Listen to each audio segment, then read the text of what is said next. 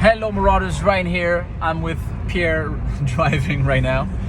It is Friday. As you can see, we are in Paris right now with these big buildings. It is Friday, October 13th, 2023. It's around, I think it's 6:30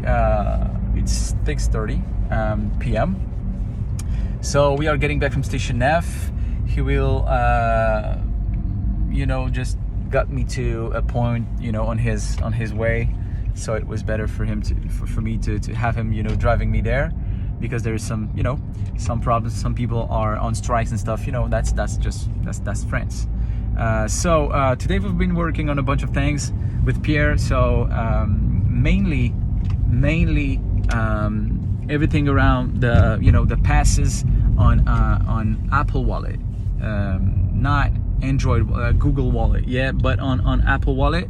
And it's been pretty interesting to see this. We have our first visuals. Everything works smoothly. Also with Elias, we've been working on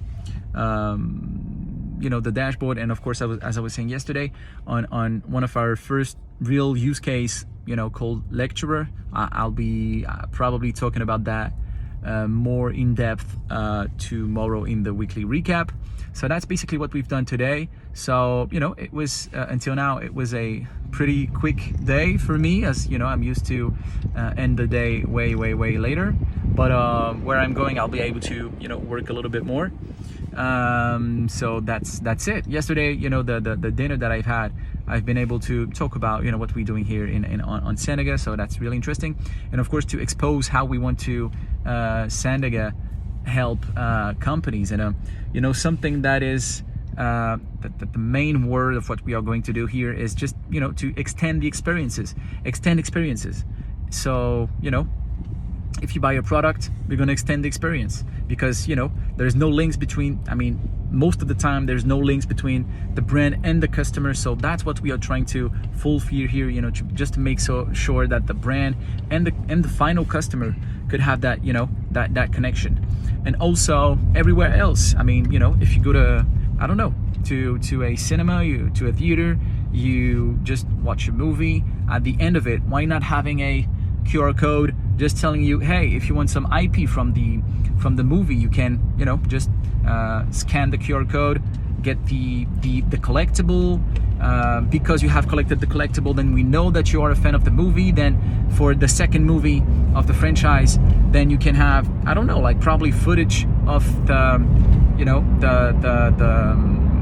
the whole how do we say this, the making of the making of the movie. So whatever it could be, you can have it prior to everyone, but also once the movie is going to be out.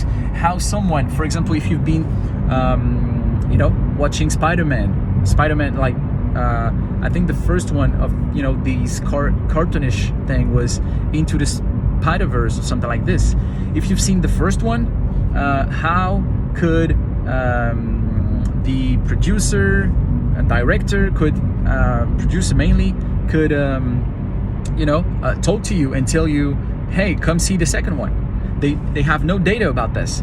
The theater does, but the producer doesn't. So how could they just target you back and tell you, hey, get back to the theater, there's the second movie, there's going to be this and that, you don't want to miss that. So that's pretty much the things that we think are going to be happening in the future, just to extend the experience, to go further in the experience, not just to, okay, the movie is done, this is the end, let's go. The end is not the end anymore. That's the type of thing that we just trying to do here, with cinema, but with a bunch of other things, just to extend the experience. And after that, you can imagine everything that you want. For example, having access to a bunch of things. If you go to, I don't know, like you go to see Avatar, the second one, at the end of it, you have, I don't know if you guys had this, but I've had, I've been watching that movie with my mom, and it was great. She probably didn't understand everything on the movie. She was like, okay, are the blue ones the bad ones? I was like, yeah, mom, probably, whatever. The thing is that at the end of the movie, there is, of course, different ways to read it, to understand it. But at the end of it, when you think of Earth and you think of what is happening in that movie, you feel like, hey, how could I help Earth right now with what is happening in the world, for the health of the world of Earth. The thing is that, what about having that QR code at the end of Avatar 2, giving you access to, I don't know, a collectible for $20 or 20 euros or 5 euros or whatever it could be. Even though I'm not a fan of paying for an NFT, I'm not a fan of doing so. I mean, not right now, because of everything that is happening and the bad vision that everyone could have out of it. Whatever. Imagine doing so. These $5 are going straight to associations such as, I don't know, like Sea Shepherd and stuff like this, just to help I don't know, a bunch of things, the oceans, the Amazonia, whatever it could be.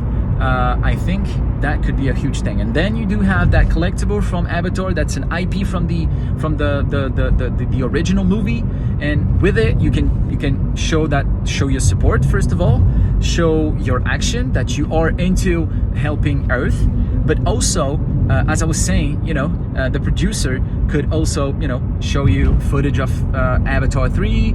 They could give you, I don't know, probably a discount for getting to the premiere or to the movie, whatever it could be, for the Blu-ray, for the VOD version, whatever it could be. You could have really interesting benefit, and we could extend the experience. So that's pretty much it. As our driver here is very with the Clone X, please, with the Clone X t-shirt. So that's pretty much it, guys. So hope you're going to be having a nice weekend. I'm going to write that weekly recap tomorrow, and that's pretty much it, Marauders. As every day, as every time, thank you very much for being here, and see you guys tomorrow for the weekly recap. See you, Marauders.